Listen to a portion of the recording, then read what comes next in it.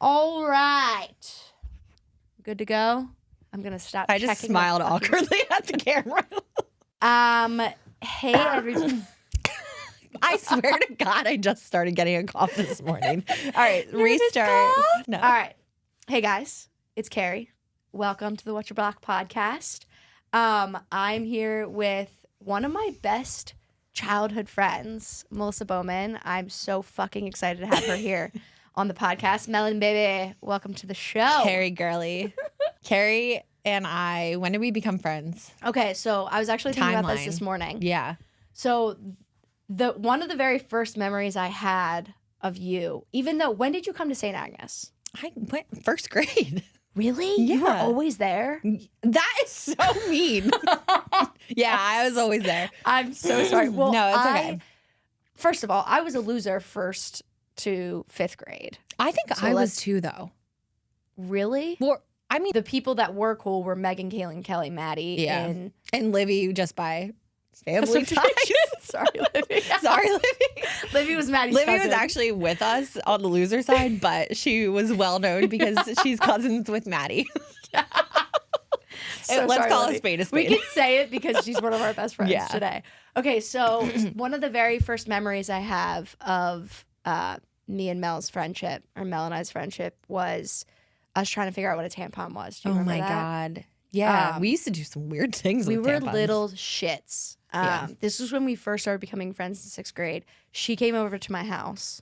I moved to Green Hill Road, which was right behind your house. Right near my house. Realized that we were like neighbors. Not Yep. really. I mean, it was a good 20-minute walk, but either way. And then we just started shooting the little shit. Yep. And that was kind of like the basis of the friendship, which I think is so interesting because like it was always like, oh, like I wonder if, a coconut will crack if we throw it out the window. Like, let's go buy a coconut and do it. I have one of our, I wrote on your wall one time, and this I feel like sums up the essence of our friendship. I'm nervous. Okay. So I said, in the event of no school, you'll come over and we will do the following. This was on January 27th. Play in the snow, make Caroline do stupid stunts, trampoline, walk to Wawa. This was on your wall. Maybe pee in the creek on the way. That's embarrassing. I hope Nora never does this shit. Stalk Facebook. Ping pong tournaments, Guitar Hero, Scary Movie 1, 2, 3, 4, etc. Marathon. That's hilarious. Do you know what you responded? You said, ultimate agenda right there in all caps. And then you said, I'm in. P.S. Mama won't let me sleep over, but I will be there ASAP tomorrow Mama. morning. Mama. Something embarrassing is that she's actually still in my phone as Mama. Wait, so is my mom. Oh, and Nora calls me Mama, and she's 6. Really? Yeah, occasionally Mom, but mostly Mama. Do you think that will ever change? What does she call your Kev? When she's 16, she's gonna call me a bitch. Daddy, mostly Daddy. Yeah, Daddy. My niece calls my brother Dada, and I'm like, oh, Nora says Dada. Yeah, I really think, and this kind of goes into what we're talking about today, which is I feel like us as millennials, where we're at, our age group is literally changing the face of what families are when people are having them, what they look like all of this stuff. And I can tell you from my job, half the time people are having their first babies at at 33, 34, 35. Really? Which is not the case. If I get a 26-year-old, I'm like, damn, she's young. And then I'm like, bet you were 24 when you had Nora. But it is crazy. It's true, but it's also I don't know. It's kind of cool though. It's that's really whatever. Interesting. It is what it is. You know what I mean? It's cool to hear that because I get that information from people my age being anxious about it. Yep. And I will say, dude, we are the majority. We are the majority these days. It's just hard because we're transitioning. Yep. And, and it's so true because we have put, not me, because again, 24. But I feel like we have put our education, our careers, we've lived in a weird time because we didn't have iPhones in high school. You know what I mean? Yeah. We're the last generation. We are the weird generation that kind of has been through everything. When you think of your childhood. Okay, well, let's talk about our childhood. Yeah. Yeah. We were never on. There was no cell phones. No. We had cell phones, but they were flip phones. And we weren't sitting there texting. Well, I texted. I mean, I don't know about you. I remember the very first text message I ever received. I was standing in my kitchen, and it was from John Bradford. John, if you're watching this, hello. John, you are so nice. You are so nice. You still probably are. Yes, and also, you have the best teeth. He's got a good smile. Wait, is he a dentist now? Or am I just absolutely making that up? Absolutely are making that up. I mean, if you are a dentist, great for you. I guess you found your calling. That was a made up memory. I didn't do that. I think he's married. Yes, I think he is too. Yeah, he's a good guy. But the very first text message I ever received was him, and he said, "Will you be my girlfriend?" Or something like that, or like, well, like, you want to date, or like, are we dating? But we would date, but you wouldn't talk to the other person. No. You wouldn't even look in their direction. No, I don't know if you remember this, but my 6th grade birthday, it was a boy-girl birthday. Mm-hmm. Throwing parties was 100% how I climbed the social ladder. Oh, yeah. You threw great parties. Yes. We have to do the Livia impression of when she left. Carrie, you had a party. It was boy, girl. Someone had a speaker there. It was like, like a little black Bose big speaker. And whoever it was their brothers. I remember that. And they had to leave. It was probably like 9:15, 9:30. And they were like, my mom's here. So they left, and Livy stood up on the sofa and goes, all right, everybody, we don't have any music anymore. And we'll never let her live that down. Everybody was like, there was a lot of people, and nobody heard her. That's the other thing. Like, she was like desperately trying, like, yeah. Her veins in her forehead were probably like busted at the seams. Oh my God. Yeah, that was the freshman year party. Mm-hmm.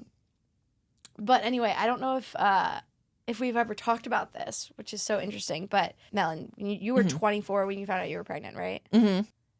Yeah. We've never talked about the irony of the fact that your name is Melissa, nickname Mel, obviously. Somehow I started calling you Melon. I think because of my dad or my brother. I don't know. Yeah, Melon. Yeah. And then somehow it turned into Melonbaby. Yeah. Like, Melonbaby. Yeah. Whatever. And like people, like Meg Creighton still calls me Melon. Really? She's the only one. Actually, Kelly calls me Melon too. Kelly O'Rourke. That's so interesting.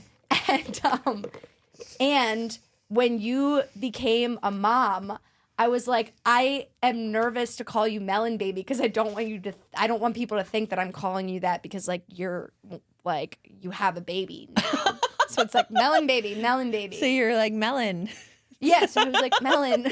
But like the irony of that name I think is so interesting. Yeah, that is funny. So yeah. I want to talk to you today, obviously, partly about like being a mom. Because I feel like we really have never sat down and shot the shit about that experience. Yeah. We had like a break. Like we grew up together, and then you went to Villa, I went to Shanahan, and then like we'd see each other occasionally. I remember when you told me you were gay. That was like the one time that we could always talk. You know what I mean? You literally, I had Nora, which is crazy. Yeah. Oh yeah, because it was 23. Did you know? Did you like ever have an inkling that I could be gay? Well, something about me is I have a horrific gaydar for having a lot of best friends who are gay. Oh yeah. Do you know the story about Livy? How I found out? No. I'll make this short because it could be long. So Livy's girlfriend in college and she was on the lacrosse team. Yeah. And I lived in the lacrosse house. Like, don't know why. And we would like hang out and we would go to like the tech center at Temple and like whatever, like us three. Mm-hmm. And the one night we were walking home and I had a final the next day. And I said, we were like sitting down on the couch and I was like, I don't even want to watch a movie. Like, I got to go to bed. And Livy was going to sleep over. And I was like, Livy, when you come in, you know me, like, I'm like game mode. I'm like, when you come in my room, don't turn the light on. Be quiet. Like, I'll kick your ass if you wake me up. And the next morning, she never was in my bed. So I was like, huh, okay. So then I was having, we were like studying. I was studying with my friend Haley. And I'm like, this is kind of weird. Like, Livy, she didn't leave our house. I was like, I think she slept in Jackie's room. Uh-huh. And Haley was like, you think? And I was like, I don't know, whatever. So then down the road, Catherine leaves for Africa. And I forget what year this was. She's leaving for Africa for like a month. And she's like, I got to call you. I got to tell you something. And I'm like, okay. Or no, I was at her house. saying goodbye to her. And she's like, Livy's gay. And I was like, what? Like, mind blown on all levels. And I'm like, why was I so mind blown? Wait, that's insane. There are so you did many not signs. Put two and two together. Never, not once. And we were like, how are we going to tell Maddie? Meanwhile, Maddie knew the whole time. Livy told her first. And she and Catherine left for Africa, and I had nobody to talk to about Livy being gay. I was pissed. Anyways, that's the worst. My gaydar is really bad. So regarding you, no, like you had little boyfriends growing up. I did have the game. You did. I feel like it just didn't really matter. Yeah. Like when I first was dating girls, I was so fucking nervous because it like. I'm sure that's so different. Yeah. Like aside from the fact that right. it was like, but I was also like, oh my God, like I really like you. Yeah. Whereas with, you're like guys, these feelings are like real. Yeah. Or more potent. Right. Okay. So no, I never really knew that you were gay. So, can you drop us into the moment that you found out that you were pregnant? Oh my God, we're going here today. Yeah. This is good. I don't know Okay. this. Yeah, this is a good story. So it was crazy. So Kevin and I had been dating for 2 years at this point. Mm-hmm. Oh, a year and a half. I don't know. Like we had Nora in October and I don't know, whatever. We were dating. No, it's important. We were like together. We do everything in twos and I'll tell you why. It's weird. So we were dating. It was my 24th birthday. We had this awesome night planned out. Do you know Meg Rojas? Yes, I do. She's awesome. We were out in New York City. We had a hotel room. Like we had so much fun. And Meg Rojas ended up coming to this. We went out to this like bougie breakfast place. It was basically a club. Maddie was there. Like it was really fun. Yeah. I drank myself sober that day.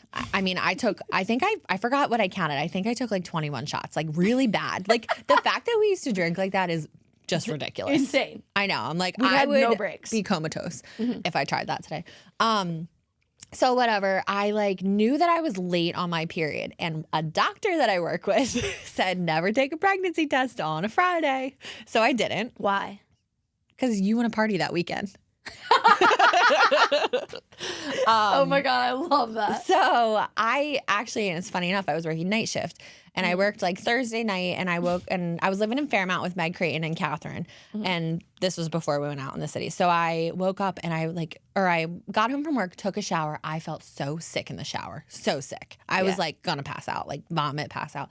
I went to bed. I texted Kev. I remember being like, I don't know if I can do it this weekend. He's like, listen, it's gonna be a fun weekend. Like, let's go. Yeah. And I think I had told him I'm late, but like I was shoddy with my birth control. Okay. Which sounds bad, but I was like debating on an IUD and it is what it is. So anyways, we went out, had a great time.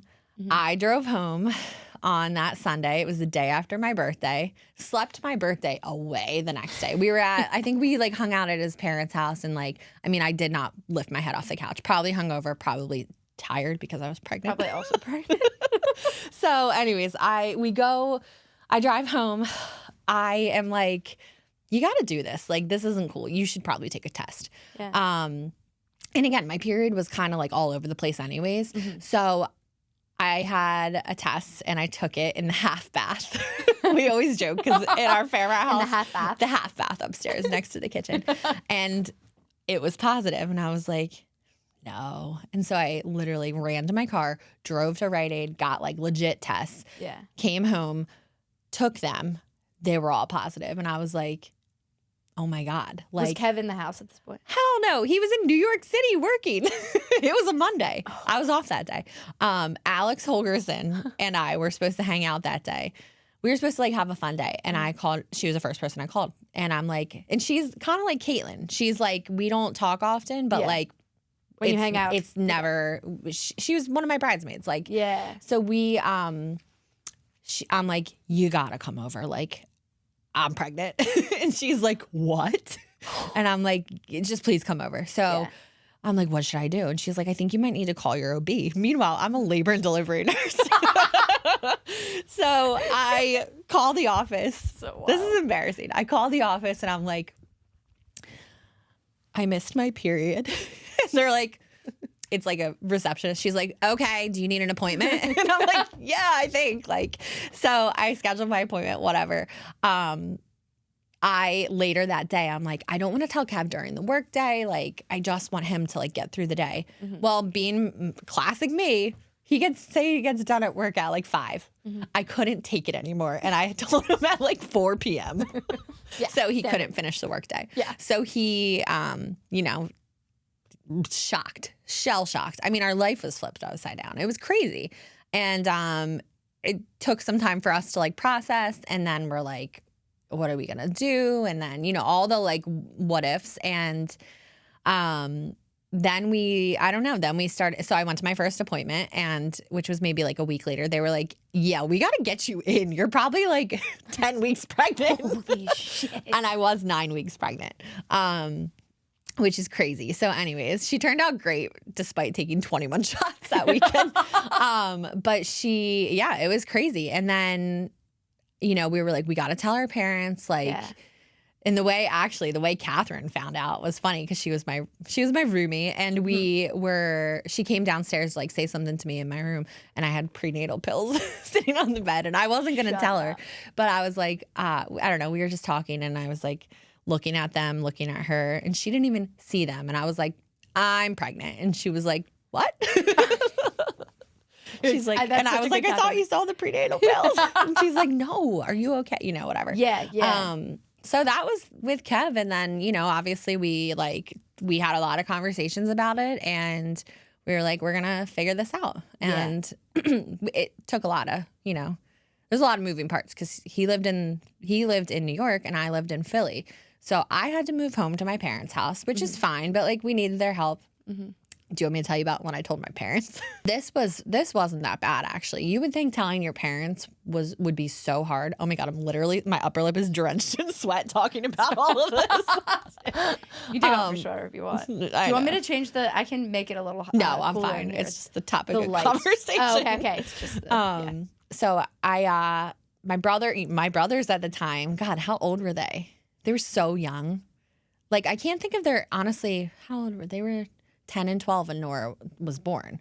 Okay. So Christian, probably like 9 and 11. Yeah. Or whatever, yeah. They probably had just turned 10 and 12.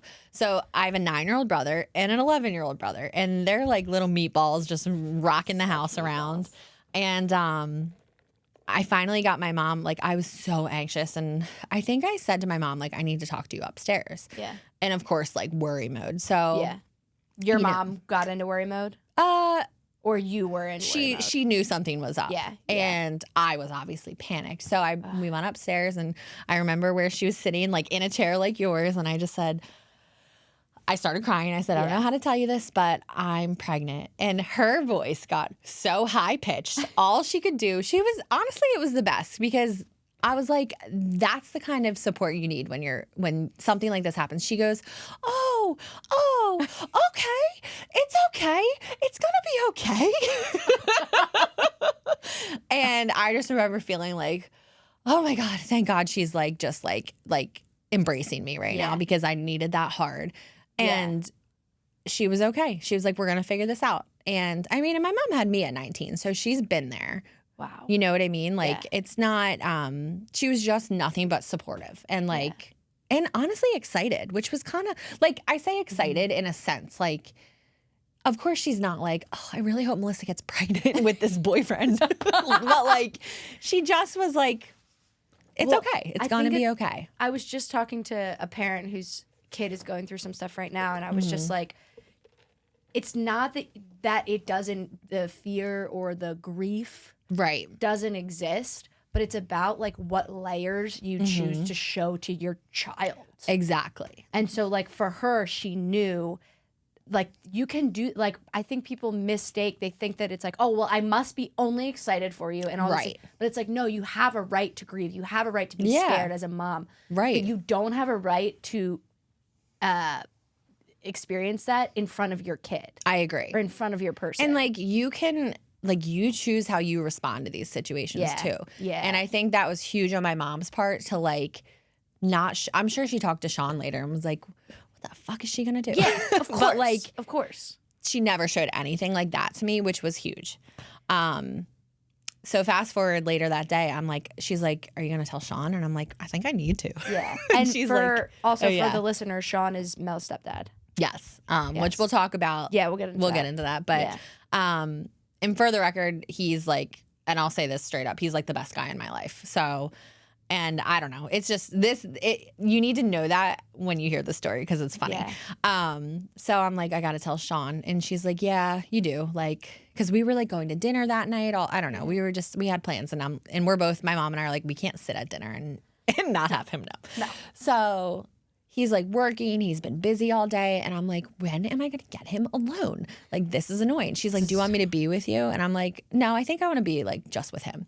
So finally, he goes upstairs after work to shower. And he told this story at my wedding. Thanks for that. In front of everybody. He gets out of the shower. He's got a towel on. Weird ass me goes into their bedroom. I'm like, can we talk? And he's like, I'm in a towel. Can I get dressed? And I was like, no. I was like, well, like, I think the best way him and I communicate is just by sense of humor. Yeah. And I was like, well, I have to tell you something. And he's like, okay, well, what? And I was like, I think I want you to guess. I'm not even kidding you.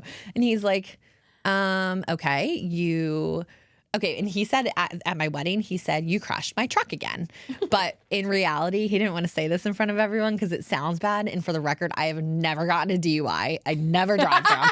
But he said, you got a DUI. And I was like, no. And he was like, you're pregnant. And I was like, yes. And he was like, what was his reaction? I'm like blanking out right now. He was just like, no. And I was like, yeah. And he was like, what? And he was actually, in a weird way, excited.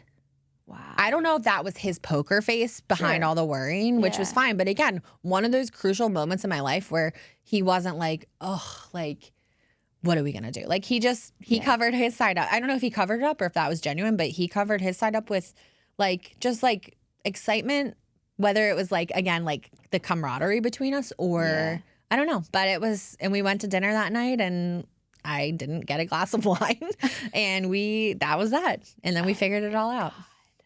It was crazy. That is insane. And it's like, it makes me well up thinking about you telling Sean because when I think back of your relationship with Sean, it's so interesting because also our friendship kind of froze in time. It did. Right? So when I think of, when you say my dad and when you say, or do you call Sean your dad? I call him my dad to other people because I'm like, do I need to explain this? You know what I mean? But I do refer to him as my dad, but I call him Sean. You did one time recently, and I remember like, oh, wow, that's so interesting. Right, because you never knew him like that. No, I knew him because when did your dad pass away? What grade were you in? So I was 11. We were in... Fifth grade? Fifth grade. Yep. Mm-hmm. Yes. Yeah. When your dad passed away and then Sean and your mom started dating like... No, you are going to freak out when I tell you this. They started dating 2 years before. I don't know, maybe in fourth grade, whatever. I don't remember when they did. They were dating. They got married. My dad passed away. So my mom and Sean got married July 23rd, 2005 maybe. Okay. 2005. My dad passed away July 24th, 2005. He died the day after my mom and Sean got married. What? Isn't that insane? Oh my God, I didn't know that. Yeah. See, this is so wild to me too because we were best friends and we didn't talk about that. Well, like it's kind of weird not weird, but like at the time, like how do you tell your kid that like, and for the record, I'm okay with talking about this. My dad, he had an overdose and it wasn't like he was like, I say this all the time. He wasn't like shooting up in an alley. My standpoint from it, he was 30. He was probably, people experiment and whatever. Maybe he took too much. Like, I don't know the ins and outs. Do I want to know that someday? Probably. But like, I'm good right now. I'm like, it's not going to do me any good. So anyways, he was in a coma so my mom's rehearsal dinner, my mom and Sean, that was on a Friday. My mom got a call from my dad's side of the family and they were like, Mike's in the hospital. You got to go see him because this is it. And so we were at Avante getting our nails done. And I remember parts of this. And my mom was like, okay. And we got in the car and we drove down to Jersey, a hospital in Jersey. And I didn't know I was saying goodbye, but like I was, because he was like on respiratory support and all that stuff. Yeah. And then my mom just said to my aunts, because like my my whole family was so close with my dad. Like he was so funny. My grandma says all the time, she's like, her Southern accent. She's like, I remember when Mike would just come up to my bedroom, and I'm like, fuck. And she's like, and he would just lay on my bed and we'd talk. And I'm like, that's the kind of guy that my dad was, though. Walk into my grandma's room and stretch out on her bed and like talk with her, have a genuine conversation, like just funny. Really? I've never heard you talk about your dad like that before. Yeah. Never. I only have like good memories of him, really, which is awesome because he was a very fun guy. I mean, like when I would visit him, he bought a little tiny ass weird boat that we would take in the Delaware River. Like he thought that was fun, and I'm like, probably shitting my pants on the boat, but also like that's cool. Like he made sure we did fun things so that that sounds bad, but like so that I'd want to come back because he had me every other weekend. Like, okay, we would drive like 4-wheelers. Do you remember that? I don't know if you remember. Yes, I do. So we did a lot of fun stuff. But anyways, so my mom's rehearsal dinner happened, and my mom just said to my aunts, like, if Mike dies on my wedding day, don't tell me. Let's just tell me the next day. Yeah. And he didn't, and he did pass away on like the Sunday after. Isn't that crazy? Wow. And I mean, you're a nurse and, in the medical field, but like I fully believe that like people choose when they go. 100%. And like there's no doubt in my mind that he was like, I'm gonna give her this day to Isn't that crazy? That. I know, it's crazy. That's wild. I know. How did having a young mom raise you change you as a mom? I think that our like closeness is the biggest thing. Yeah. Because like, I mean, we talk about anything and everything, and like we're the same person. You are. I think I'm a little more chill than my mom. I'm medicated, but it's cool. There it is. But I think it's just like our closeness. And Nora, I can see her like she is also me, so I'm like, are we triplets? I just think it makes for a closer relationship, which is awesome. And I love my mom and I love Sean. So it's like, it's been cool. And I'm still in touch with my dad's, I say like ex-wife, but it's not like his first wife, Karen, because we have I have a half brother with them, Michael. So it's kind of crazy. Like, she was always amazing. She's so funny too. So it's just like, it's nice that there's no hard feelings. And then ironically, my dad's parents, my mom and pop-up, they watch Lucy while I'm at work. They come over every day. So it's like this big, like, I'm glad that everything has like, I'm glad that I never like lost touch with, I can never imagine that happening, but like, things happen and I could have lost touch with his side of the family, but I didn't. So I'm happy about that. Yeah. And I think like when grief, like, overwhelms, it's like you have to shut doors, but like it's so amazing to see like that things settle down and then like maintaining just people in relationships even when it's really hard. Like I can't imagine how difficult that must have been for your mom. Oh, I know. And it's funny because we don't really talk about that, but she's kind of like a person that like is, I don't know, she's like, it happened, she's okay. Yeah. And honestly, that reminds me of something, and I'm not going to get into the details, but I have a friend from work whose family is going through some shit, like just not good stuff with like illness and her kids are young. And I think I told, I had trouble connecting with her at first because I'm like, I don't go through this stuff. So I don't know what the right thing to say is to you because what you're going through is horrendous. Like, and honestly, it's just with cancer, to be honest, with a spouse and they're young. So I said, finally, like it was, I didn't have to think about it, but we were talking about her kids and I was like, blah, blah, blah, like said her name. I'm not going to say her name.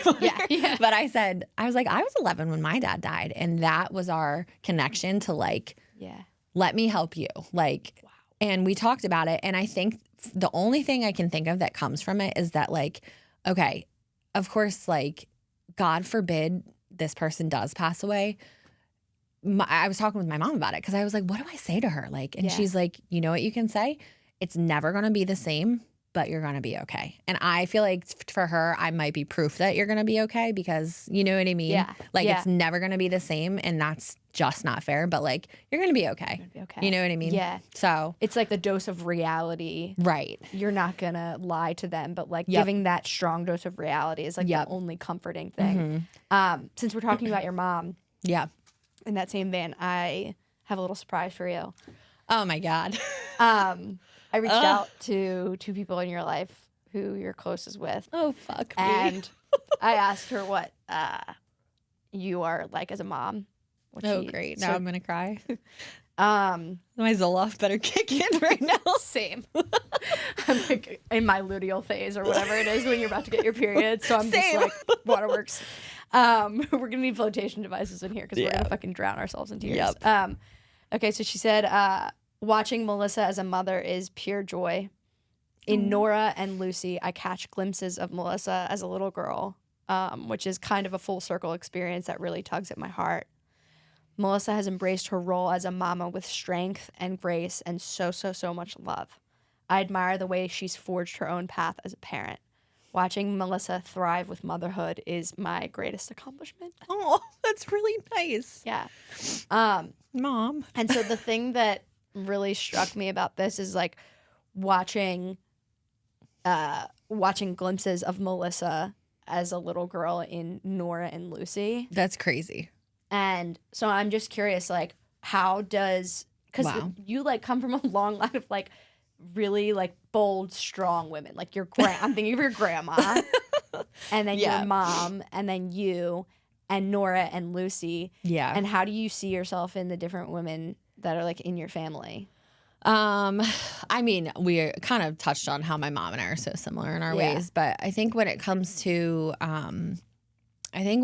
Nora and Lucy, like Nora is just I don't even know where to start. Like she's just the best. She's gonna be the best person in the world because she just is like, I know people are like, oh, my kid's great, da da da. And like sometimes she's annoying as fuck. Like she's not great all the time, but she is like, she's just a special girl. I'm going to jump in because objectively speaking, I fucking agree with you. Thank you. Everyone, like it's not it's not that you're her mom and you believe that. Everyone is obsessed with this child. There's something about her. But you know what I will say?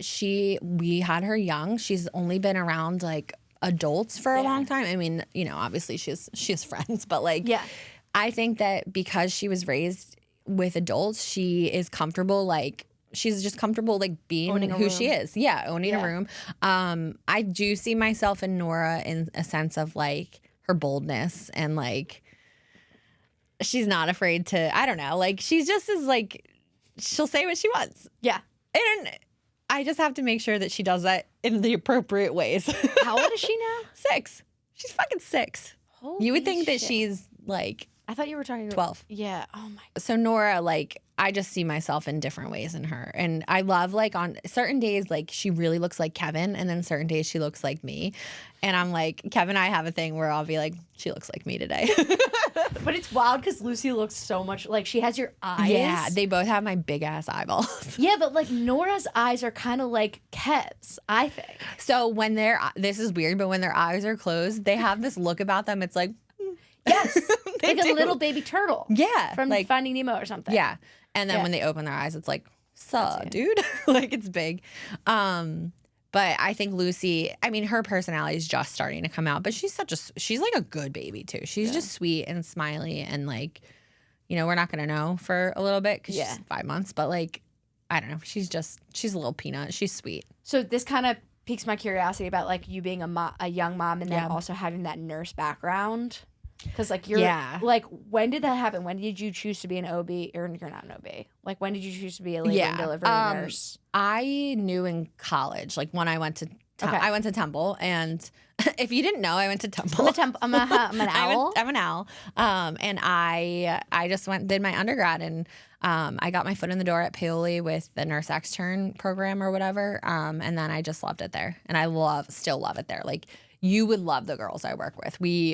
We're like a tight little group, and they're funny. We shoot the shit. Yeah. Everyone's amazing. We have, like, when I delivered Lucy, one of my best friends at work, Jordan, she like is. Do you remember Jordan Ogden? She went to Shanahan. She's tall. I remember I can picture the last name like on Facebook. Yeah. I don't know why. I'm pretty sure I'm friends with her on Facebook now. She took care of me with Lucy, which is funny because when I had Nora, she was on orientation.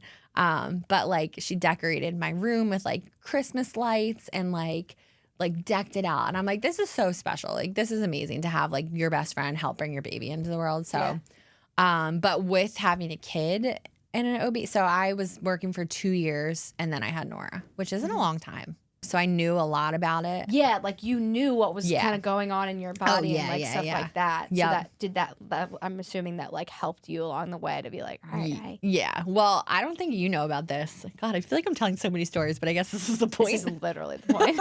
So when I had Nora, first of all, it's crazy because on my due date, my water broke.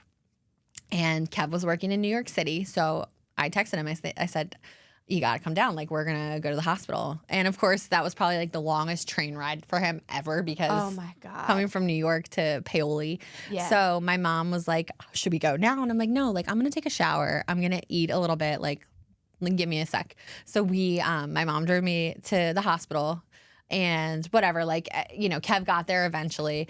We have a thing in the hospital too. Like, dads, like, sometimes will think that, like, they can walk around in their underwear and stuff. And I'm like, dude. Wait, what? Oh, like. In the hospital? No, like, in their room. That's fucking Not, weird. like, in the hallway. Oh. But, like, you know, like, you could walk in and, like, I'm like, this isn't your house. Like, I'm going to be coming in all fucking night, my bro. Like, put a shirt on. Yeah, what the fuck? Also, why are they in their underwear? I guess they just like some people just out. Yeah, like they're like they're getting changed or something. But I'm like, get changed in the bathroom. Like, I'm coming in. Weird. So so Kev had come from the city and he's like, can I shower? And I'm like, oh, this is so weird. Yeah, but I was like, yeah, like you just took a train from the city. Of course, I want you to shower. If you know me, you know I shower all the time. Oh yeah. So we can talk about that too. So he's like, I remember texting my nurse at the time, Jennifer, and I was like, I know this is so freaking weird, but like Kev's gonna take a shower. And she's like, he just came from work. Fine. It's okay. Yeah. So anyways, I had Nora and I knew what was happening. I did have like an OB emergency with her. Thank God Lucy's delivery was great. But I had something called a shoulder dystocia. Okay. I don't know if you know what that is, but it's when the shoulder gets stuck. So the head comes out and the shoulder doesn't come out. And it's an emergency because there's like maneuvers that we know how to do, but like you got to get it out. Yeah. So I knew that it was happening. First of all, when you have a baby, usually when you start to push, it feels good. It's like relief. You're like, okay, I can just push, like, because you feel pressure. Okay. So I pushed once and I was like, this does not feel good. This freaking hurts. And I had an epidural, but it just didn't cover me in the right spots, which happens. Like, it happens. My epidural with Lucy was incredible, but with Nora, I just felt a lot. So pushing sucked. It just felt so bad. And for anybody who's had a baby, I'm just going to say it. It feels like a bowling ball is rolling out of your butthole. Your butthole, horrendous. not your vagina. No. Yeah, your butthole. What? So Kev's going to be like, damn, you really got into it on this podcast. Hi, Kev. So anyways, I knew it was happening because I saw my friend Lisa grab a stool, because what you have to do in general is lay the head back so that it like changes the anatomy of your bones. And as a nurse, you actually push on the belly to get the shoulder popped through. Got it. So I saw Lisa grab the stool and I said, oh no, okay. I lowered my own head because I just panicked. So I'm like, it's going to be okay. You're like helping them. Yeah. And I said, Kev, go to the corner. No, like I don't even remember. I blacked out, but we talk about it a lot. And it was fine. She came out fine. But afterwards, my doctor, Dr. Pugh, she was like, well, I've never had anybody coach me through shoulder dystocia. And I was like, sorry, I don't know. I blacked out. That reminds me of Grey's Anatomy when he's like, when what's his face, McDreamy's dying and he's like laying there and he's like, oh my God, he's like trying to help them. He's like, you're doing this fucking wrong. Like, oh whatever. my God, I forgot about that. That's when I stopped watching Grey's Anatomy because fuck that bullshit without him. Fuck that bullshit. Is right. Anyways, ruined it. Yeah, I stayed along for the fucking we airplane for a lot of that through the airplane crash, but yeah, McDreamy. Oh my God. So that was I know a little too much, but no, it's all not good. too much at all. Are you kidding me? This is like so amazing. I'm like so grateful that you're willing to like be open and share that. Yeah. It's also just like badass. Like, I love nurses. I'm fucking I'll probably Your mom. Oh, well, like, yeah. That's I think, and I love you, my mom, but I think I cried more at your mom's podcast than I just did at what my mom just said about me as a mother. well, she's wild. She is. She's one of a kind. So I have a few questions for you that I'm obviously just going to read off my little note cards. Let's go. This was something that stuck out to me. What is the most important lesson you've learned about motherhood? Ooh, that's tough. Okay. God, I wish you prepped me. All right, let me think. I think with the girls, honestly, this is different, but I think on a different note, and I will answer this. Yeah. Kev and I, my favorite thing we do together, and we'll probably get into us, but is parent. And I feel like watching him be a parent makes me like take a chill pill and be like, he's such a good dad. Like, I need to like be on the same level. Like, even today, like Nora's like, this is where kids are amazing, because she's like, what's the next holiday? I want to decorate a little bit. And I'm like, I love you. Amazing. It's MLK. And she's like, what's that? And thank God Kev took over, because I can tell you right now, my answer was way different. He's this black guy. No, literally, I was like thinking to myself, I'm like, okay, you remember Audrey from preschool, how her skin was darker? And I'm like, no, Melissa, that's not it. Kev's like, you remember, he's like, you know how like the golden rule is treat everybody the way you want to be treated? And I'm like, damn, son.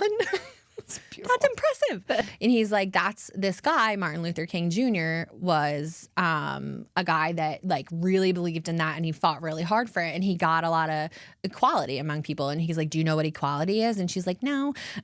Rightfully so. And he's like, it's like everybody is treated the same way. Like, he wanted to make sure that everybody has the same chance at things, all that stuff. And that was it. And she was like, cool. So anyways, I think I feed off of his parenting.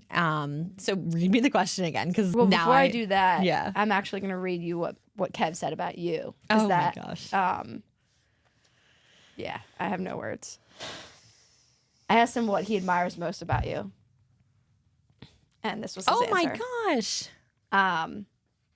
He said, what I admire most about Melissa as a mom is her willingness to always put her family first.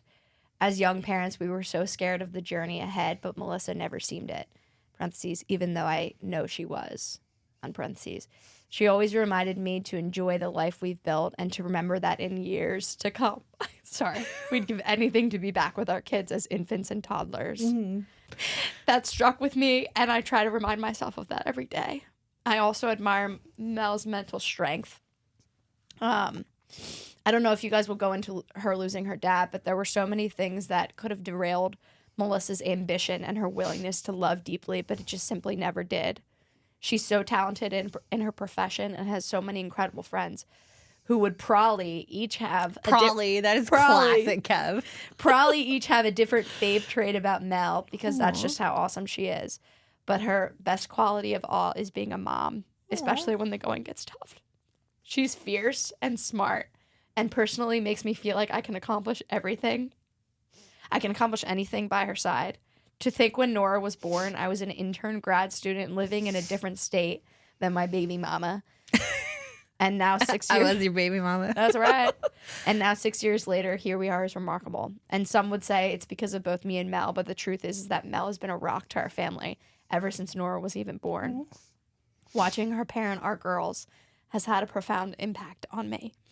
My favorite thing is when I'm in the room over and I hear Melissa laughing with Nora or kissing Lucy and making her squeal with joy. Aww. It just makes me feel like I'm the luckiest guy in the world. That's so sweet. Keeps going. Watching her be a mom to my girls has impacted me in ways I can't really describe. It's given me another reason to be great at life. Aww. It made me such a better parent because I try to emulate what she does on a daily basis. It's made me softer. Haha. I can literally picture him saying that. It's made me softer. Haha, I feel more vulnerable because I know how lucky I am, and I couldn't imagine my life without my girls. Melissa is a better mom than I could have ever imagined, which in return has made me a better dad. And the two of us have been able to give Nora and Lucy a wonderful life, and it all starts with Mel. Wow. That is like... It just like blows my mind that you not even knowing that I had this, that one of the things you said is that is weird. One of the things Kevin and I do the best together, right, is parent. And he, Kev and I like have both, and I'll be honest, like just it's really hard. Like I actually recently texted Maddie, Catherine, and Livy and said like, God, I feel like I'm the only one that has these crazy marriage problems, which everybody has. Yeah. And they were like, dude, you are in a different phase of life. Like you guys have 2 kids. It's okay to be, you know, because like obviously not every day is great. Yeah. And that's okay. But like I think it's crazy to hear that aspect from him because like you don't say that every day to each other. Yeah. Like I also feel like with him, like we lose track of each other sometimes because it's day to day, like you're just in it, and like I don't know, we both like it's a lot to work at. Like we went through a kind of a rough patch right after we got married, because it was just a lot. It's just like it's crazy town, and like I have to remind myself that without like there is no Nora, Lucy, me, and you without him and I. And like that's the one thing with having kids that like I have recognized is that you have to prioritize you and your partner because then the rest is going to fall apart if you guys aren't good. So hearing that kind of stuff, like we don't say that often. So like to me, I mean, you know, we do. And of course. And something I'm learning in therapy, rock on, is like, well, first of all, how to like, deal with your own self and how you respond to things.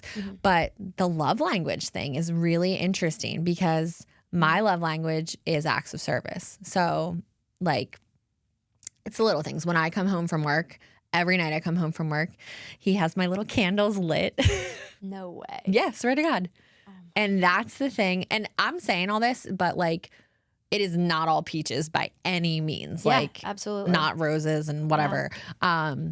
And his is that I just realized this is words of affirmation. Yeah. So it's funny because he's so good at putting words out.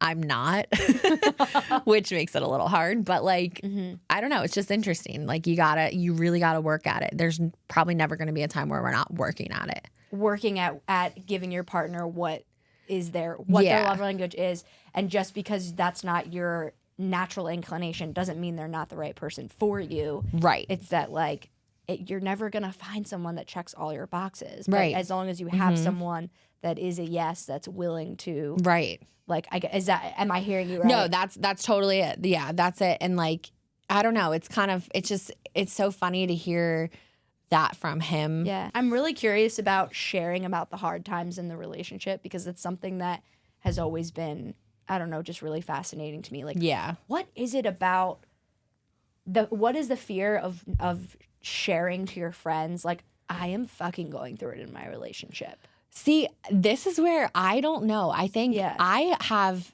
a very almost too easy time telling people about my issues. Me too. I go to work sorry, Kev. Everybody at work knows my shit. Like, just like based off my mood. I don't know. Like, but that's my outlet. Like, right. You know, like I don't need to. They don't know everything, but like, it's a good outlet. And I think that with guys, sometimes they have a harder time with the outlet thing because, like, I guarantee you, 9 out of 10 guys are going through some shit, but they're not going to talk about with their buddies. Right. And it's the isolation that ruins it because it makes you feel like you're all alone. Yup. And therefore, it's just me. I'm the only one. Therefore, this isn't right. And I'm like, what's wrong with me that I feel this way? Whereas like, no, it's normal. It's totally fine to feel however you want to feel as long as you're working through it.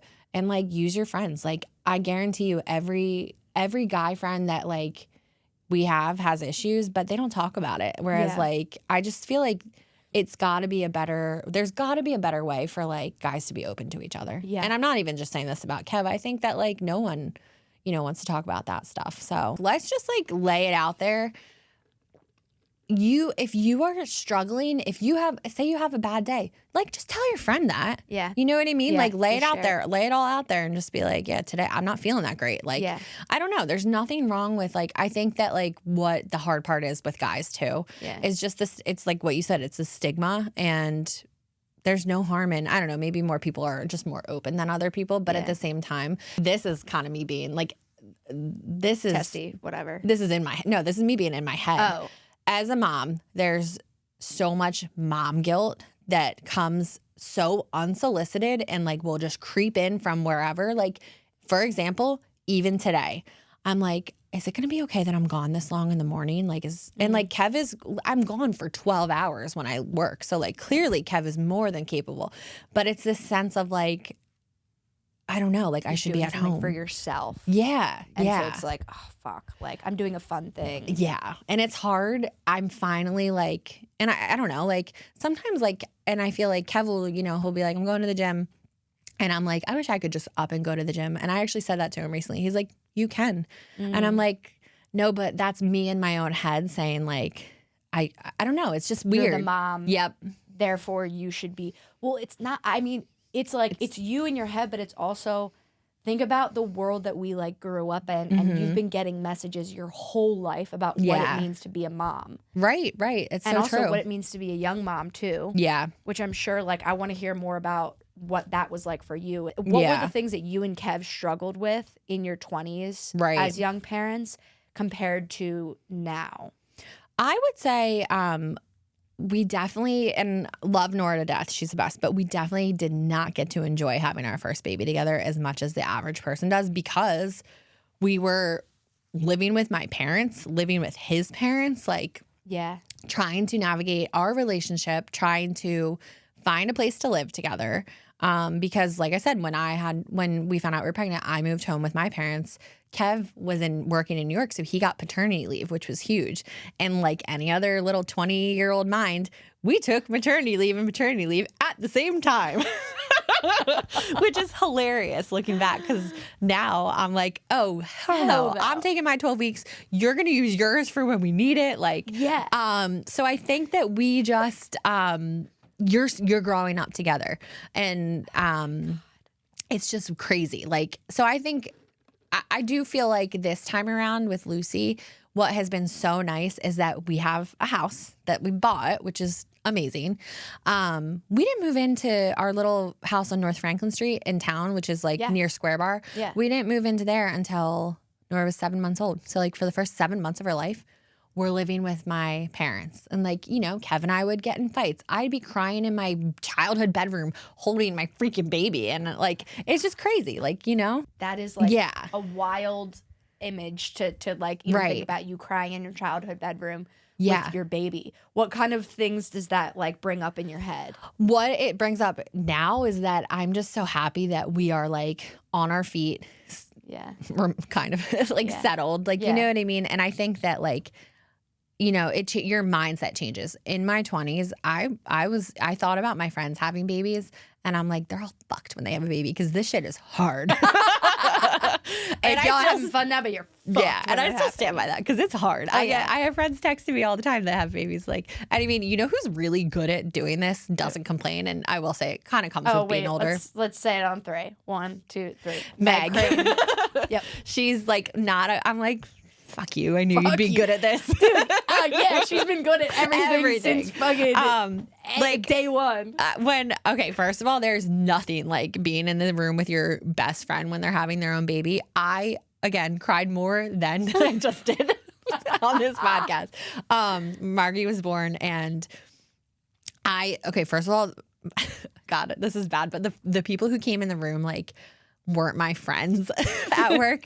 And I was a train wreck. I mean, like, there's pictures of us. I'll have to show you after this. And I'm like smiling like this because I can't smile because I was sobbing. And it's like Meg and Joe's time, but I'm like, no, this is all. I'm here too. Yes. But I do think like I think having Nora, I stand by it. That was the hardest thing I've ever done in my life. easily. You're up at you're up in the middle of the night, and to mind fuck you, we have really good babies. Like they sleep amazing. Lucy's been sleeping through the night since 6 weeks old. So I can't even imagine not having a good baby, and I still thought it was hard. So this time with Luce, her we enjoyed it. In the middle of the night, I would wake up and I'd be like what Kev said, this is the season of life. And like, I even thought it last night as she was vomiting on me in the middle of the night, because she's probably got the norovirus. I don't know. Sorry, Care. Love it. I was like, it's okay. Like, she needs me right now, and this is what we do. And the other thing, tip of advice, you gotta know when your partner's like needs to tap out. I can kind of tell when Kev can. He can tell when I'm like done, because if she's screaming and I can't get her settled, which happens, he will come in like during the workday. He'll hear me for, 10 minutes straight trying to get her down, and he'll just be like, hand her to me. And I'll like walk away. Wow. And I'm like, damn, I needed that. Yeah. So I think it's just you learn together. Yeah. And what do you think, like, especially because we were talking about 20s versus 30s. Yeah. What did you gain from having a kid in your 20s, and what did you have to let go? Oh, yeah. So, I mean, you gain everything, because it's just this new little person, and like your life is great, and you're like raising them together. And Kevin and I go to bed every night, and we're like, I mean, we could go to bed and be like, Nora was so annoying towards the end of the night. But then we literally get in our bed and we're like, oh my God, she's the best. So like in our 20s, I think you gain, like, we totally gained a completely, like, we leveled up on our, like I said, my favorite thing Kev and I do is parent together, because there's never been a time where we have not been on the same page, which is crazy, because I can say we're not on the same page on a lot of different things. Yeah. Whereas the loss is definitely some of your friendships, and I say friendships, but like you lose out on like your social aspect. Yeah. Yeah. Ironically, COVID hit, so people weren't doing things anyways, which kind of like, and I feel bad, but that kind of is in our favor in a sense, because we're like, well, no one's going out anymore. But being 24, I struggled with it, but I think Kev really struggled with not being able to, like, I'm 24. Yeah. 20s. Right. His 20s. Yeah. And I think we're finally kind of getting past that. But thank God for all of our family and like our support, because they made sure that we still did things. I've been on all my friends' bachelorettes, like they're like my parents, his parents especially, like everyone's so good at helping us and making, like, if we go up to New York and like we're hanging out with his mom, she'll, like, you would think like, oh, they're coming up here, we should spend every waking minute. She's like, why don't you guys go on a date tonight? And like, we go. And like, that's huge. Like, just having the support system we do has been a game changer, because we're not super isolated. Yeah. Yeah. So I think you do lose out on, like, I think some of my friendships were a little weaker. Mm-hmm. I think you kind of realize who your really good friends are too. Who shows up. Yeah, who shows up. But at the same time, it's like, different lifestyle. So what are you going to, like, you almost need to expect it in a way. Yeah. You know what I mean? Yeah. Yeah. I would imagine there's some sort of like grieving though that comes along with it. Well, oh, for sure. Like for me, but really for Kev, I think too. But it's weird. It's like I don't have any regrets. Like I'm not like, oh, I wish I got to go out more in my 20s. Cause like we honestly still did. I remember the first date we went on after Nora was probably like, this is crazy, probably like literally 2 weeks after I had her. And we went to Tekka just on a date. And of course we Ubered because we were going to get fucked up. Yeah. Which is like crazy because I don't know. It's just funny. And we did. Because you were 24. Yeah. Like, and we went to dinner and we got fucked up. And then we Ubered back home to my parents' house. Oh my God. But those are like the memories that you're gonna have forever. Yeah. And it's almost like, I wonder if it's like scary or like, because it's not, you're just forging a new path. Right. You know what I mean? Like you still had memories in your 20s and your 20s were still the same as anybody else, but it's just there's not as many people who have those memories. And so it feels like it's different. Right. Because you're the only one. But the reality is it's just as amazing. Yeah. And like Kev was good about, like, it's funny too, the differences between 20s and 30s of having babies. We went on our first vacation together when Nora was 3 months old. Amazing. We went to Jamaica. Normalize that. I know, for real. Shit. And that's what Kev would say too, because you gotta, and like, I think about myself with Lucy and I'm like, I can't even imagine him going on a vacation when she's 3 months old. But it's like, no, that's okay. Like, yeah, you needed it. And you weren't in that position. Like you just, yeah. So anyways. Preaching the choir over here. Yeah. As if I've had a baby. You are a mother. Listen to me give you advice. Okay, so as we're kind of like wrapping it up, is there anything else that you want people to know? Well, something I did want to mention, and this I wanted to talk about in the beginning, is that you and I have been friends for so long, and we were, like we talked about, we were kind of little weirdos. And something that Carrie and I used to do, we weren't like little freaks. Like, okay, we both well, we were little freaks, but like we both are into like murder podcasts and stuff like that. And my favorite podcast is Morbid. I love those girls. I think it reminds me of me and you, and that's why I love it so much. Oh my God. But like, we weren't like, Carrie and I, we were weird, but we're not like, let's, what's it called? Like cut our hands and be like blood sisters. Yeah. But we were something weirder called hair sisters. So what Carrie and I used to do was we would take a little piece of hair. I fucking forgot about this. I can't believe this is pretty weird. And she would pull a piece of hair from her head and I would pull a piece of hair from my head and we would cross them and go, sisters forever, sisters forever. And then we'd break.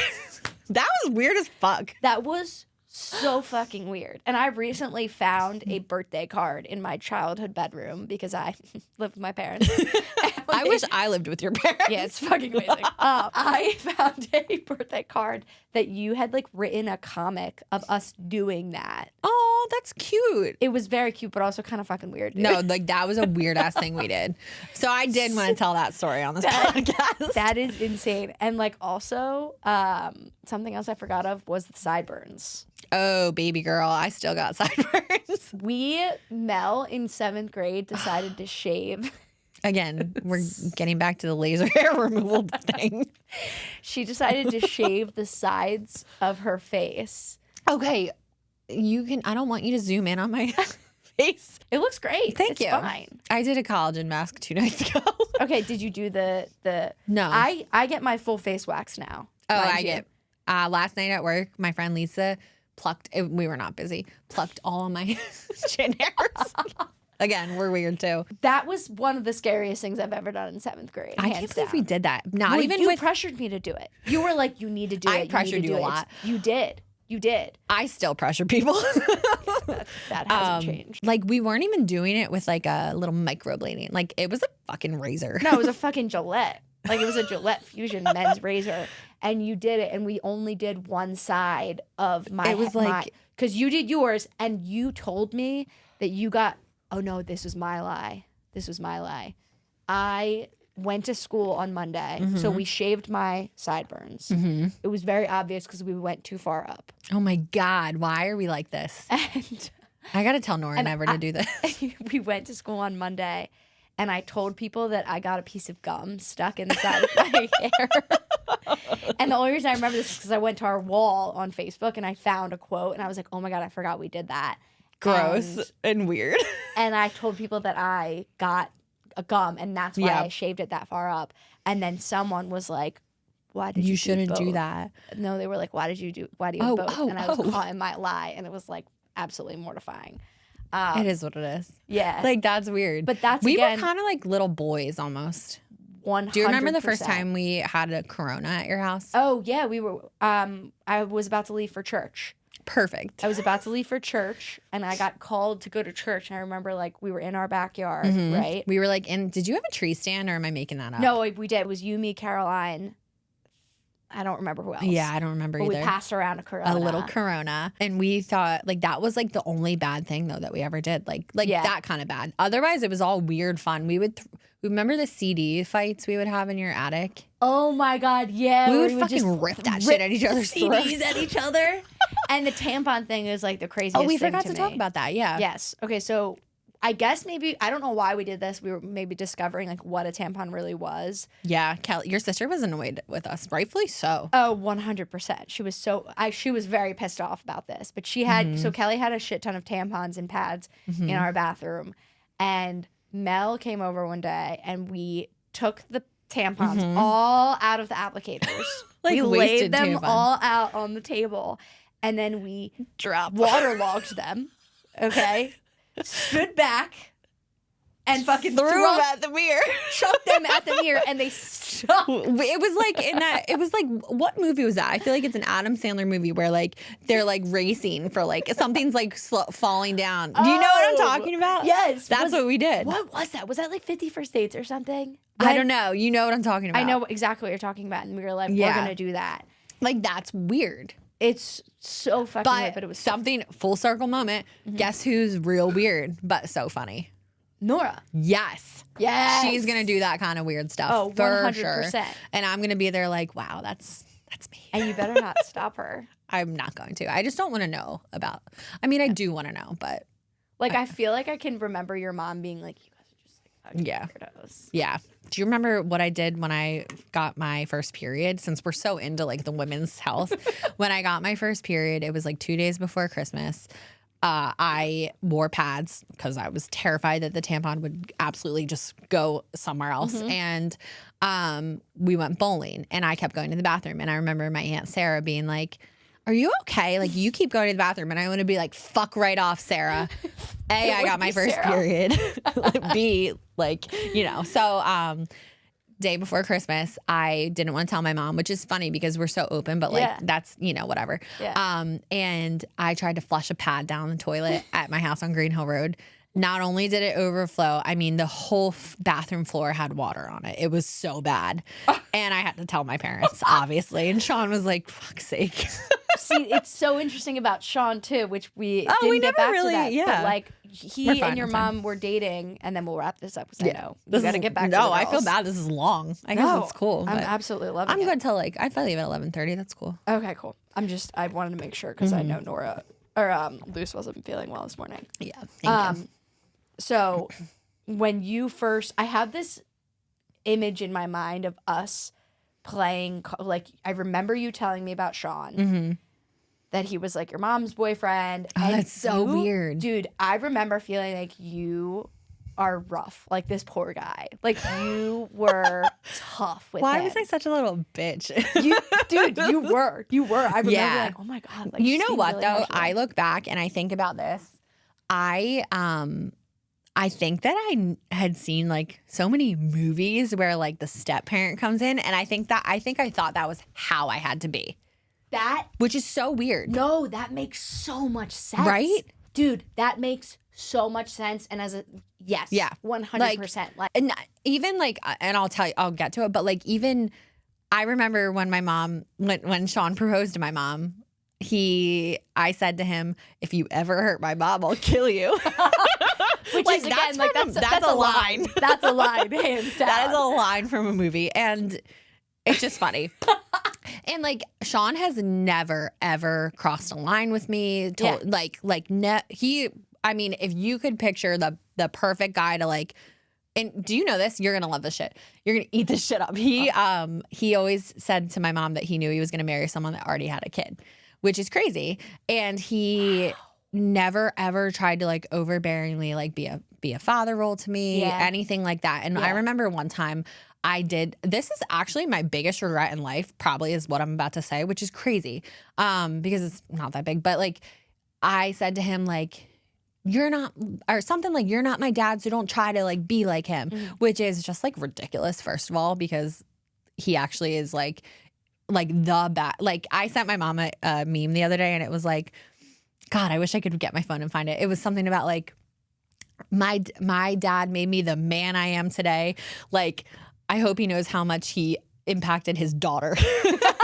So I don't know. Like, it's just funny because he really did, like, he's the best. Like, any problems we have with my house, I'll text him. Like, he's like handy, but like, or even like dumb shit. Like, when it came to like buying our house, like, Kev's parents were incredible, but like Sean also. I'm like, what should we do? And he's like, well, let's like, you know, he's just got like wisdom in every area of life. Yeah, it's almost like it's better that he is your stepdad. 100%. Like, yeah, it just opened up a new I don't know, layer of things that like it wouldn't have been as special. My life would have been, I truly think my life would have turned out way differently if he wasn't in my life. For the better. Oh, you know what I mean? Hands down.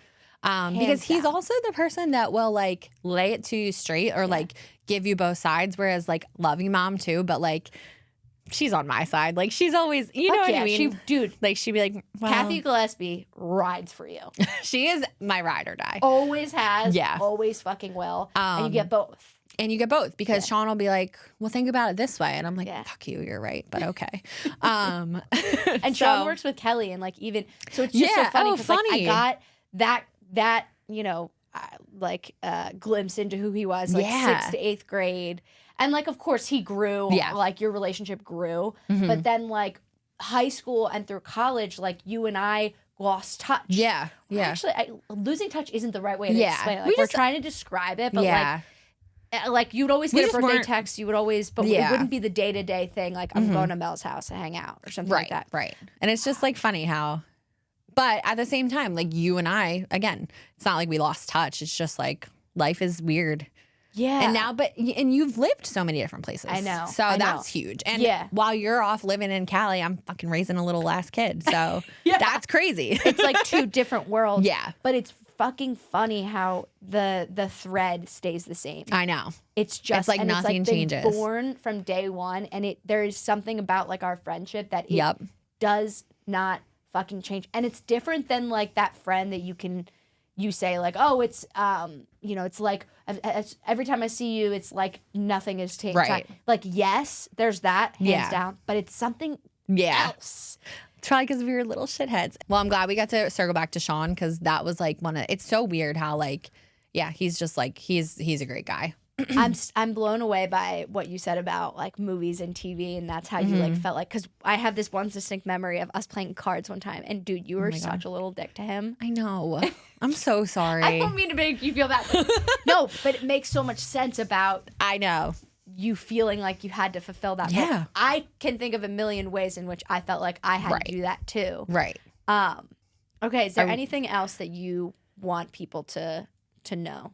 I feel like we covered so much. This was so fun. I know. I was trying to think of like what my block is, and like I feel like I have a lot of little blocks. Yeah. Can you share some of them? Yeah, I think we kind of dove into I think it was having a kid young, but like really my relationship with Kevin. That is still a little block because like I said, we're literally working on it every day. There's some days when I'm like, are we going to be able to figure this out? And like every time I think back to how we were when we were 24 and I'm like, we can literally get through anything. We're going to be fine. So I think that's a small block. Yeah. I don't know if that makes sense, but it makes perfect sense. And it is I think the shame of or the belief that there should not be any conflict ever. Yeah. Or that should not be a block. The shame is what corrodes relationships. Yeah.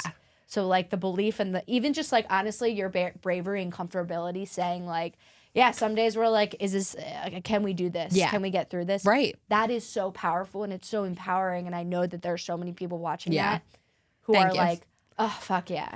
Because it's hard. It's like, it's just hard. And like, I feel like my thought process on life recently has just been like, why are we trying to like cover anything up? Like, let's be open with each other. Like there's no like, I don't know, like it's not a picture perfect thing. Like we don't have to have this appearance that we're like wonderful because I know there's going to be days that we're super happy. This morning, I almost texted you this morning because we had such a great morning. Whereas there's some mornings that I'm like, this is it. I'm done. This is it. Oh my God. And then I think we didn't really talk about this, but my other block has been, which is crazy. I didn't realize, I don't think I've always had, I feel like fucking everybody has anxiety, but like, I don't think I realized how intense my anxiety, it has gotten way worse as I've gotten older. And it's not like I'm like anxious to like talk, I don't know, like talk to you, like just like it's anxiety within every day. It's like this like, and you know me, if you know me, I'm very type A. Yeah. I definitely have a little OCD. Yeah. You walk into my house and it's like, yeah. Yeah. And it's always been that way. It's always been that way. Yeah. Well, I don't think it's always been as intense as it is. I shower before I get into bed. Kevin now showers before he gets into bed. And if he doesn't, I'm like, this is it. What you doing, dirty boy? I'm like, you need to Get your ass in the shower. So I do think that like toggling with like therapy and meds and stuff is huge. That I just started therapy, which is crazy because I've been on Zoloft since after Nora was born. And that's been a game changer because it's definitely like it tones me down a little to the point where like I have like I forget what it was. I think I was waiting to get my refill and it was like 2 days and Kev was like, did you stop taking your meds? And I was like, yes, I did. And one time I had an absolute mentee bee at work. I cried and I had someone pull me aside and they were like, you can't stop taking your meds. And I was like, okay. So I think that like dealing with my internal, like I have learned so much just with like, and I mean, it's so weird, but like just coping with like, and most of my anxiety, I don't know what it comes from, but like there's a lot of it that I like have tried to figure out. And I do feel like I'm fine. Like it's not inhibiting me from doing anything, but it is kind of crazy. I feel like everybody has anxiety now. Yeah. Or if you don't, guess what? You're lying to yourself. Yeah, like 100%. So I don't know. I just think that it's been nice to like open up about like, I don't know, like recognizing that like I have whatever, like not everything needs to be perfect. The way I described when I started Zoloft was kind of like, okay, I have this like big ass pile of laundry upstairs right now. I feel like I need to just go do it. Whereas on Zoloft, I'm like, that's up there. It's kind of annoying me. I'll do it the next time I go upstairs.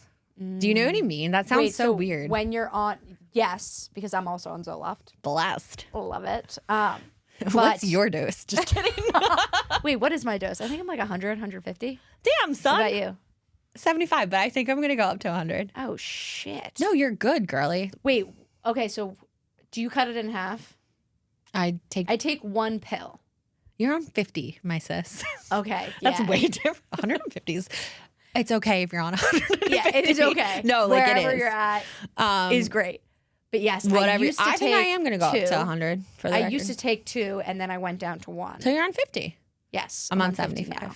But I also take Wellbutrin. That's lit. Are you a No, but I wouldn't be opposed. I think I need a little something else if right you now. ever, because I went on Zoloft, started, and it was game changer, life changer. I will get back to the laundry.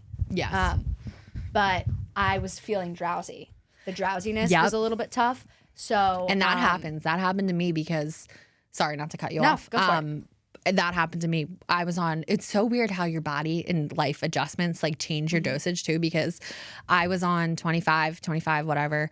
And I went up to 50 and I was like up, like it was too much. Yeah. Yeah.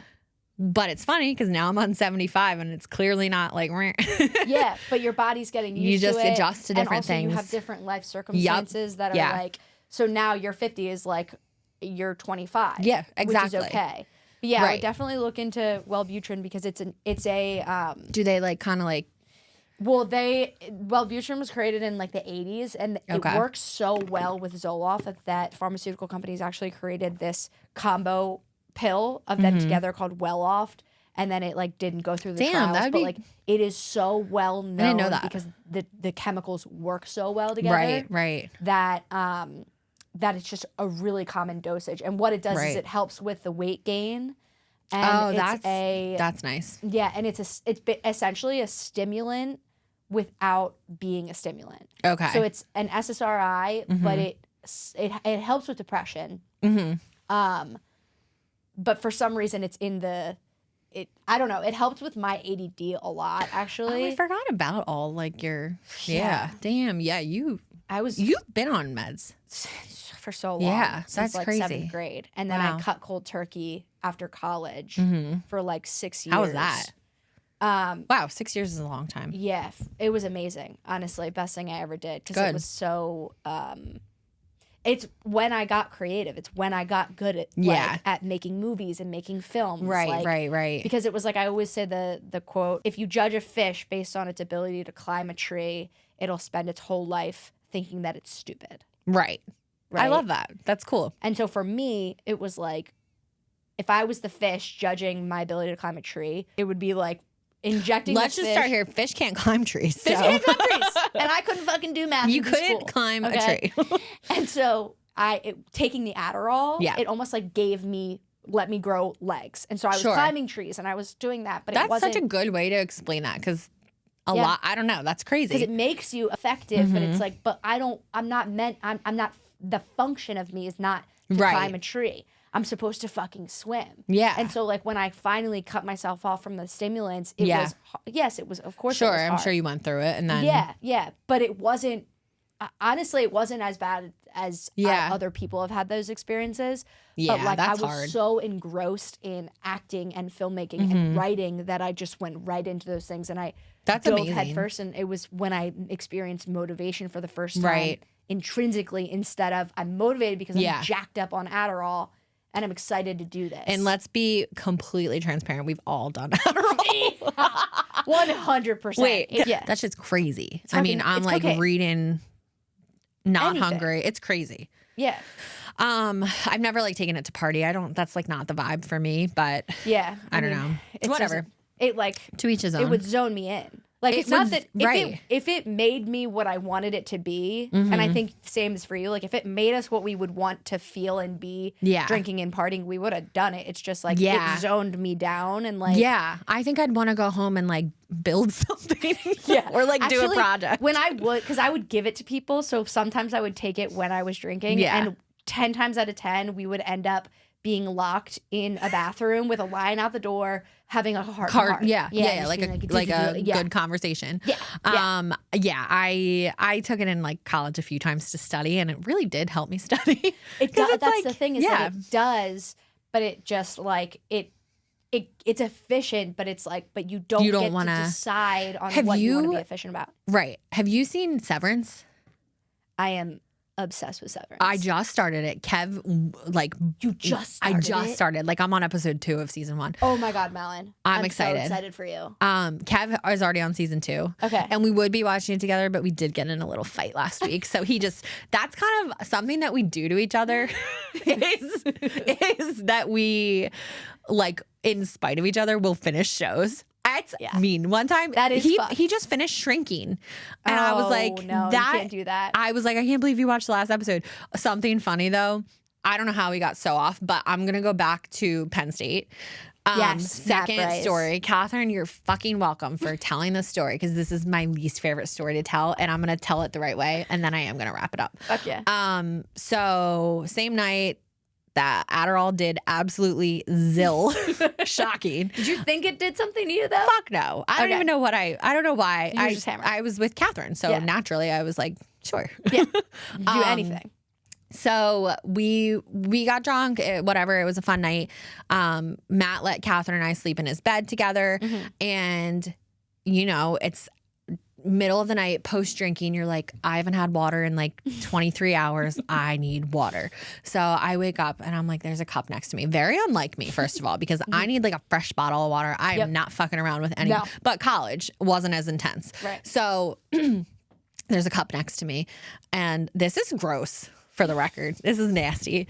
So I pick the cup up and I'm like, I throw it back. I smelled it first. It was water. Okay. I throw it back and I'm like, there's like something in my mouth. Okay. This gets gross. And I'm like, bleh. It was like the texture of like a ball, a little like, you know, on toothpaste, if like you get like a sediment part of it. Yes. I was like, ugh. So I like kind of like spit it out. And then I like turn my flashlight on and I'm like, bleh, Catherine. And I wake her up and I'm like, oh my God, I just drank this. She was in hysterics. It was someone, and I'm not saying this was Matt, someone had picked their nose and lined the entire cup with booger, like picked their nose, put it on the side, picked their nose, put it on the side. I think part of me died that day. Oh, wait, I'm actually gonna like puke. It was one of the grossest things I've ever done. Sorry. I gotta get. No. On that note, we are closing this out. Oh my God. I hate that story. Catherine likes me to tell everyone I meet. That's easily. I would rather eat a fucking spider. Okay, That's wild. We're gonna end it on that note, and I'm just gonna have you come back because I love talking to you so much. This is fun. And I have a million other questions. Yeah, and shit like that. We should come up with topics and just like hit the ground running each time. I'm totally down, and then we'll get the Morbid girls on here, and we'll have a fucking field. They're so day. weird. I love it. I love it too. All right, guys. Thank you so much for tuning in. Care. I love you all so much, Melonbaby. Thanthis for having me, sister. Thank you for being on. This was lit. Absolutely a blast. Yeah. Right. Love you, girl. Love you, girl. Cheers. We outie. Out. Don't do that on the cut. Cut. Wicka. Bitch. Oh. Hit it. Okay, we're done. We're done. I gotta go. That's it. That was fun.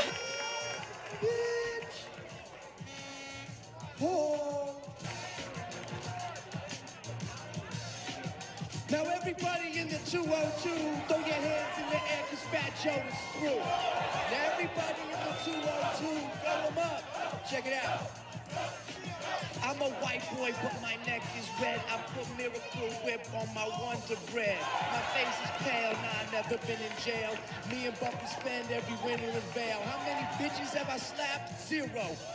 And Martha Stewart happens to be my hero. I grew up on a farm and I was born with no rhythm. Dr. Phil's my uncle and I like to hang with him. I can't dance. I wear khaki pants. My middle name's Lance. My grandma's from France, so maybe I'm whack, cause my skin ain't black. But you can't talk smack, cause Whitey just struck back.